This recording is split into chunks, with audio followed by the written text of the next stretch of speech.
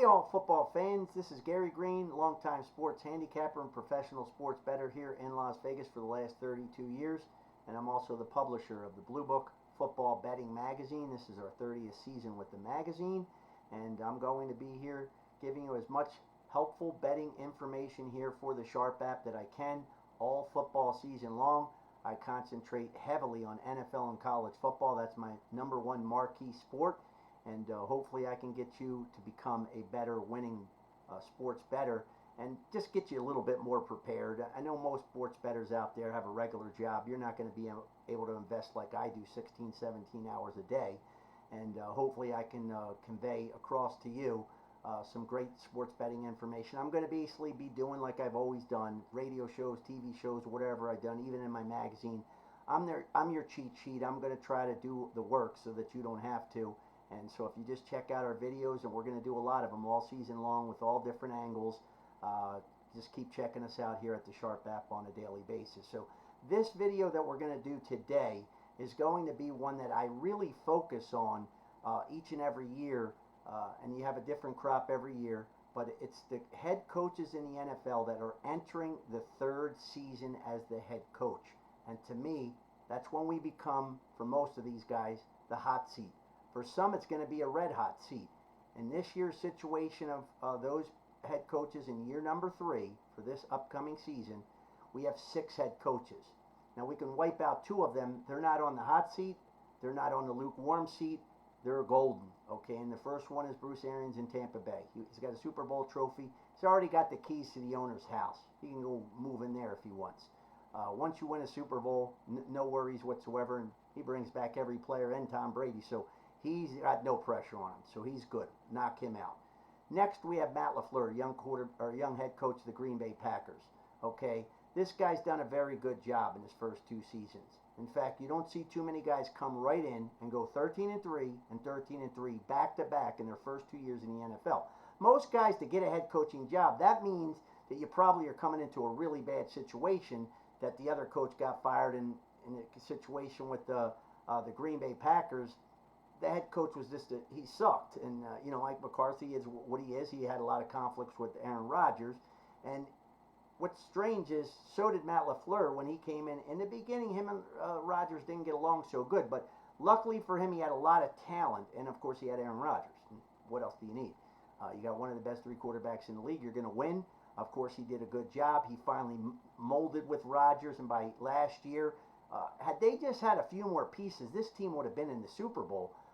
But this is a team right now that's fighting to win the division once again. They almost an automatic.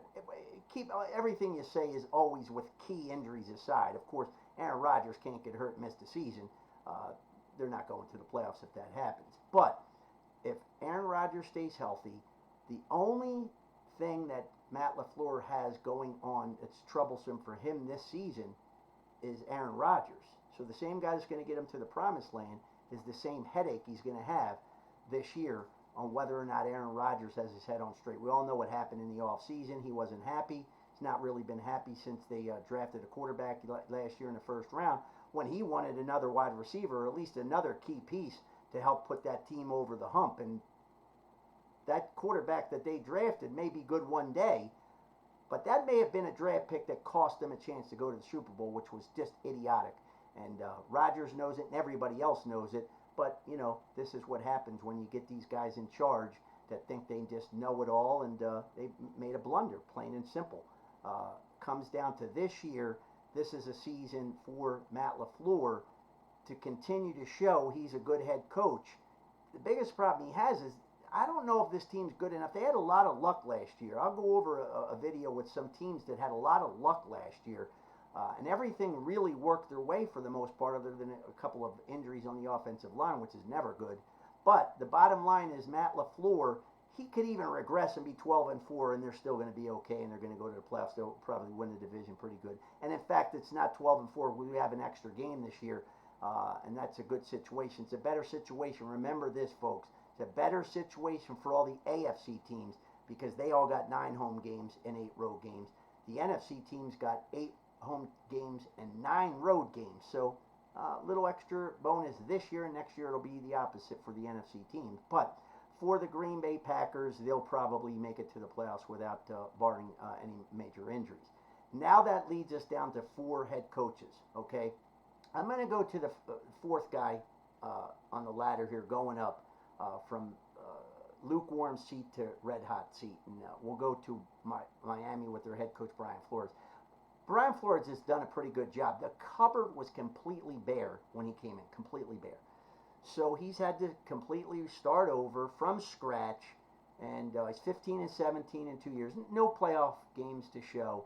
Could have had one last year, partly his fault that they didn't, but he had to make the decision. They drafted Tua tags for their future, and they had to put him in. They had to let him play, and his bad play actually cost them a playoff spot. But he's in a bad situation, too, because Tua, as great as he was in the accolades coming in, he even said at the end of the season that he wasn't as prepared as he should have been, and I don't understand why, but you could see that on the field, and you can see it in the play calling, because if you're going to call plays scared, like they did, and another guy that I'm going to get to last, a guy that I've been ripping for 2 years, if you're going to play scared, your offense is not going to be dynamic, and then you're just relying on the defense, which Miami had a good one. I understand the philosophy they went to, and they couldn't put too much more on Tua's plate. When they had Fitzpatrick in there, they did do a lot of things. Now, Fitzpatrick does turn the ball over a lot, but he was doing pretty good, and if he'd have stayed in there, they'd have probably made the playoffs. So for Flores, they're not going to beat the Buffalo Bills this year for first place. That's not happening. No chance. Buffalo is loaded. But they should be a playoff contender. I think they get a playoff spot. I have them markered in right now, again, barring injury, and barring a total collapse by Tua. I'm predicting that he's going to get somewhat better. He doesn't have to be a complete superstar this year. They have a really good defense, and they have some good pieces, and I like some of the young guys that they added. So they're in the right direction. Miami should be okay. If you're Miami Dolphins fans, I got a lot of friends that are. You're in good shape for the future, but again, you do need to at least make another step up going forward here. He has to get much better so they can open the playbook a little bit more. Next, now we're down to 3 teams, so we'll go in order here. And my next guy is going to be the Denver Broncos head coach, Vic Fangio. Okay, 12-20 in 2 years, that ain't getting the job done. Plain and simple, I give the guy a nice grade F. He sucked. He sucked. He had bad quarterback play, I get that, but he made a lot of bad decisions, even his defense, that he's a defensive guy. So, when it's offense struggling, it's a little tough. That's not his repertoire, but the bottom line is this team, they made a lot of bad decisions as a head coach, and he's on the hot seat. He's got to win this year. This team has the talent. He's got 3-4 good receivers, got good tight ends, got good offensive line. He's in that bad situation, that the one that I never would want to be if I'm a fan. I don't want to have a 2-headed quarterback. I want one guy and pray that he doesn't get hurt. They don't have that. They got Teddy Bridgewater, and they got Drew Lock. It looks like they're going to have to probably go with Teddy Bridgewater to start off. Teddy's a game manager. I don't like game managers. But in this situation, they lost a lot of games by stupid play calling, especially by Lock. He's a young guy. You check the records on Peyton Manning, Troy Aikman, a lot of these guys, 2 wins in the first year. They suck too. So it takes time. But for coaches in their second year, you're getting a free pass. Year 1, free pass. Year free pass. Year 2. Year 3, no more free pass. And now you're on the clock right now. Clock, clock, clock, like the draft. You're on the clock. You got to produce. And you know what? This Vic Fangio is going to have to show me something. I ain't seen it yet. Okay? I've seen a lot of guys that are great offensive coordinator. A lot of guys, genius. Great defense coordinator. Genius. Once they become head coach, they suck. They're in over their head. So far, from what I've seen out of this guy, in over his head. Maybe this year's different. He's got the talent, way more than some of these other guys. The next guys that I'm going to talk about, he's got more talent. Now let's see if he could put it together. I think the first month, if you're looking to bet teams, you got guys that are live. They're going to have to go all in right off the bat. They're going to have to throw out that conservative crap right out the window, because they can't lose games. You'll be out the door by the end of the month. You start 0-4, 1-3. You might not even be around to see the rest of the season.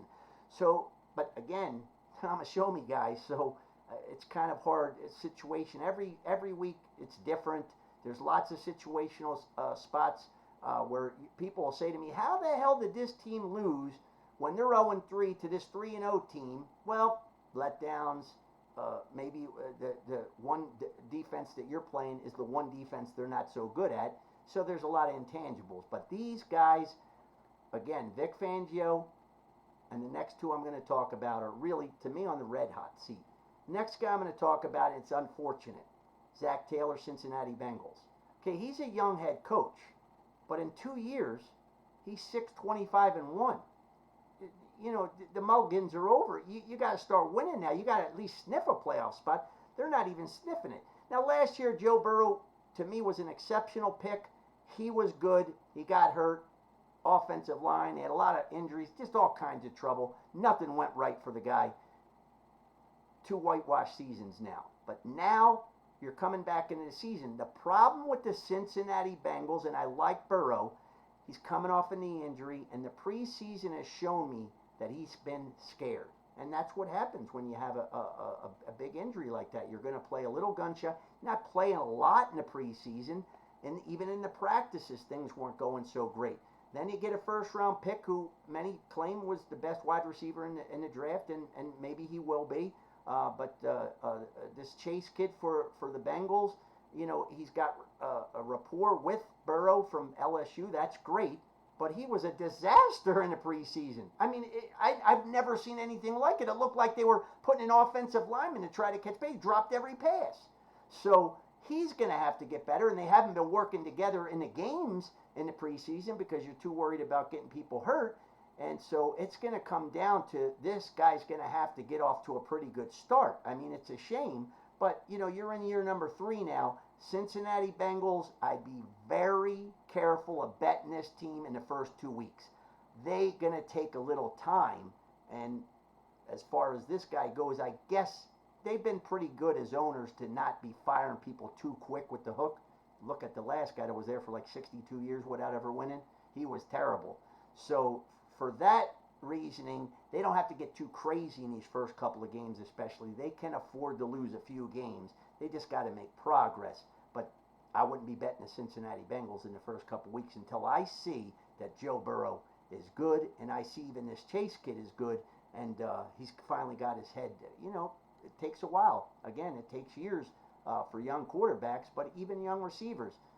You know, most of these guys, once in a while, somebody pops off the charts, but the other guys, they struggle. It's a big transition. It's easy to beat up on Sisters of the Poor for half your football schedule, especially when you're at LSU and you have a loaded line and the guy's got all day to throw. Yeah, you're going to eventually get open. They can't even cover you. They couldn't cover the kids in the neighborhood, let alone cover a top LSU program like that, a top 5, top 10 program. So this guy's going to get a little free pass, but again, I'd be hesitant to bet the Cincinnati Bengals, at least for a couple weeks.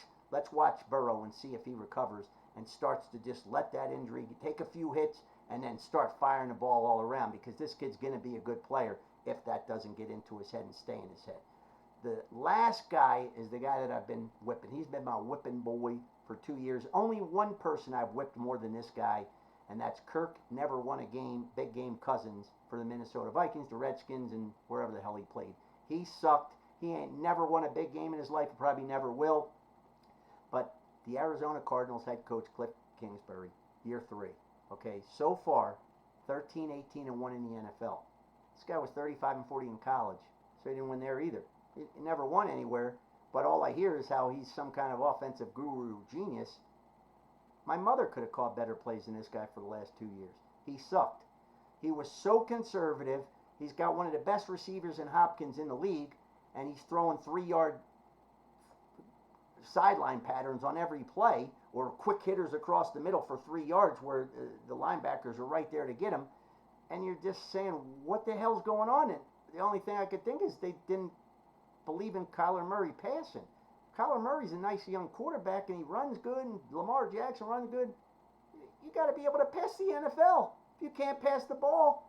And I didn't see nothing out of this guy that looked genius. And on top of it, he made every wrong decision, every mistake. It was just, this guy's in so far over his head as far as the first 2 years. Maybe something miraculous happens in the offseason. He's finally saying, whoa, I'm on the hot seat now. I got to ramp this up. And I got better players. Got J.J. Watt now. He's got some additional talent to work with. I'm not quite sure of where we're going with A.J. Green just yet at wide receiver because he's been out for a couple years for the most part. Last year he did okay. There was nothing great, but he was coming off an injury. This is the year he's got to propel himself. They have talent there. This guy's got to play call better. And if he doesn't, this team's not going to win. It's going to be the same result. You know, just because people claim you're some guru and you're some genius doesn't make you one. You know, I'm in a business where there's 10,000. When I started, there was 25 handicappers in the country. Now there's 25,000 and everybody's a genius. Well, you're not all geniuses.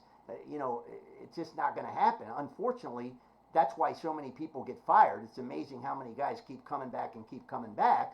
But that just goes to show you how many people actually, they just go off of past, you have experience. Experience sells, I guess. But in sports betting, you got to win. And in the NFL now, you got to win. And Cliff Kingsbury, he's gonna be on the hot seat. This is actually a team I'm kind of looking to possibly bet on, but there's that impairment that, wow, did this guy do anything different? Am I betting into bad money? And you've just been betting into bad money with some of these coaches. It's not shocking when these teams continually lose and lose and lose when the head coach sucks and he can't even call plays. He's the offensive play caller too, which makes it worse. Okay, it's not like he's the defensive guy and the offensive guy's been making bad decisions. The coach may be there to override, but a lot of head coaches will let that guy make most of the calls until they get real serious. You know, should we go on 4th down and inches or try a field goal?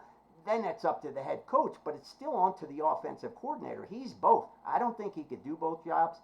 He probably would have been better off coming into the NFL and being an offensive coordinator only, but he's not. He's the head coach too. And this is a put up or shut up. This guy's on the red hot seat when he can't even sit down because his ass will burn. That's how hot his seat is. And I'm interested to see, and we'll do videos all year long each week, and I'll update what transpired and see if there's been any improvement. We're going to see if they're going to finally let Murray throw the ball. This running stuff, like I said, is great, but you got to be able to pass the ball. And when you fall behind a little and things happen in games, somebody could run a kickoff back, a quick fumble, you're behind the 8 ball, 14-0. You got to be. You can't just work with hoping that quarterback's going to run the ball for 6 and 7 yard gains all the time. Okay, once in a while you sneak a play in like that. That's okay. But this team has to open up the playbook, and so far I haven't seen it for 2 years. Plain and simple. A couple of games got a little tidbit of it, and I thought, wow, the guy's turned the corner. Next week he went right back. He regressed. So these coaches are always going to be on the hot seat in year number 3. And like I said, a couple of guys, no worries whatsoever. Brian Flores, he's safe. He's safe. The other 3, you got to start to win, and there's a lot of pressure. And when you're under more pressure, you're going to have to start to take more gambles. And for the most part, if you're a bettor, you kind of like that. You don't want to lose conservative. It's like prevent defense. You prevent yourself from winning. And bad coaches prevent yourself from winning too. And that's what I've seen. And, you know, it's unfortunate for Taylor because Cincinnati has Burrow, a nice young quarterback, but you know if his mind's not there and it takes him a while to get going, it's a tough league. And you know, one advantage again that these teams have, being the Broncos and the Bengals, is they get an extra home game. Cliff Kingsbury's only getting 8. He's got 9 road games. He's going to have to really do a good job. And just one extra note: don't forget this. This is a brand new head coach, and I'll do all the new coaches in another video. But the Falcons' brand new head coach, Arthur Smith, I mean, he's a nice offensive guy, another guy, but he's going to have 2 hats on. I'm not a big fan of that. But luckily he's got a veteran quarterback. That helps. He's got good offensive weapons, so he's going to probably look pretty good on offense. The defense is not going to look too good again. I'm sure of that. They made no real big additions.